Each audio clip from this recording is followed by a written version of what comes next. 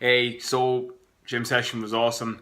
I got a question on my Snapchat yesterday about the books because I put up the Happiness Hypothesis, the book that I'm listening to at the minute, and basically asked me how many books I read. So anyone's on my Snapchat, Brian K019.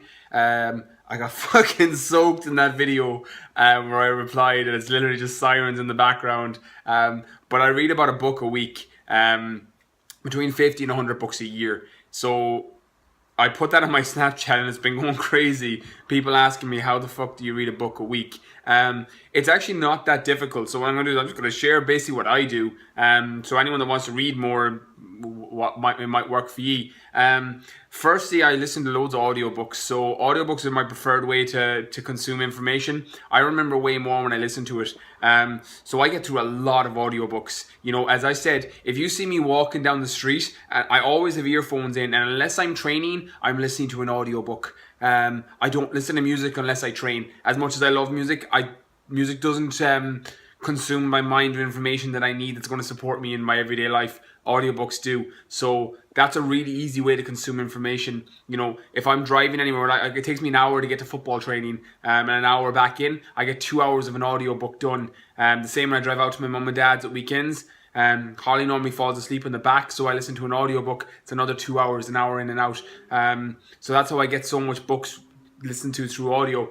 But I also, at the minute, I'm actually trying to learn to speed read. So check out my Snapchat. You can see the books I'm using to help me speed read. But I set 45 minutes aside minimum every day to read. What I do is I've got 3 different books. I did a podcast recently. Hopefully it'll be up soon. I'll be able to send a link to it. And a guy that interviewed me about my business, and I talked about how I listen to. I'm always reading 3 different books. So I have my philosophy book or self-help book, one that'll help. At the minute, I'm listening to or reading the Seneca on the shortness of life. So anyone again following my Snapchat, you see them. I'm always putting up references to this.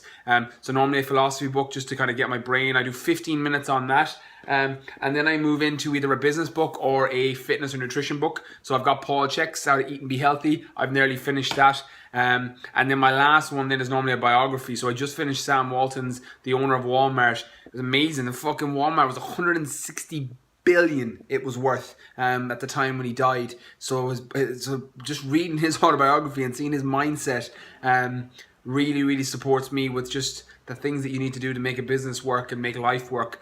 So I normally have 3 different books. It's normally a philosophy or self-help book. The second one's always a business or nutrition or fitness book, and then the third one's normally a biography.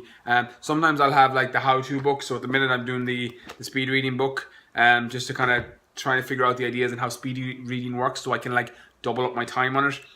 But basically, I set 45 minutes minimum every single day. So I normally do 15 minutes on each at least once a day. I don't watch TV. You know, I watched Game of Thrones when it was on, so that's my hour of TV a week. And it's particularly now in the summer, I watched the odd Arsenal game. As my life got busier, I just stopped watching football. I was a massive football fan. I had a season ticket when I was in England. But just it's a time thing. I'm choosing to spend my time doing other things now, so it's not that difficult. When I say I read a book a week, I'm being on the short side of that as well, because I probably will get closer to 2 books a week. So I normally, as I said last year, my Audible library, I downloaded Audible 2 years ago. I've got 130 books in there now, and then my room is just, you know, everywhere you look.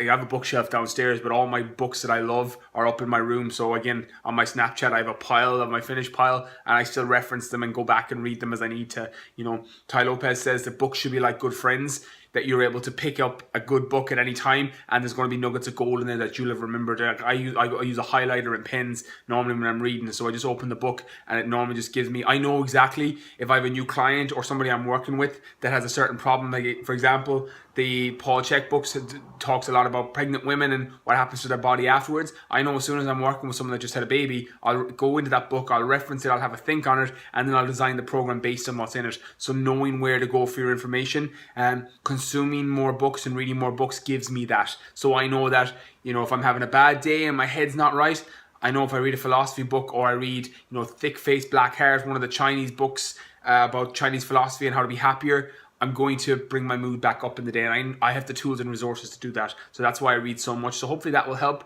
and it kind of gives you an explanation of how to read more, and what you can do to do that.